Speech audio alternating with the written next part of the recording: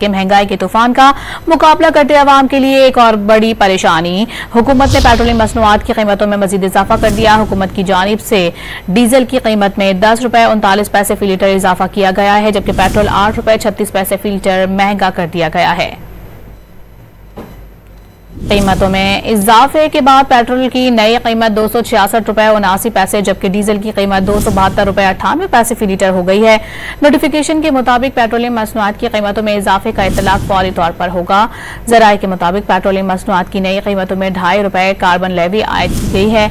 जराये का कहना है कि पेट्रोलियम पर लेवी कम करके 75 रुपए 52 पैसे फी लीटर, जबकि हाई स्पीड डीजल पर लेवी 74 रुपए 51 पैसे फी लीटर मुकर्रर की गई है। हुकूमत ने पेट्रोलियम मसनूआत की कीमतों में मजीद इजाफा कर दिया। हुकूमत की जानिब से डीजल की कीमत में 10 रुपए 39 पैसे फी लीटर इजाफा किया गया है, जबकि पेट्रोल 8 रुपए 36 पैसे फी लीटर महंगा कर दिया गया है।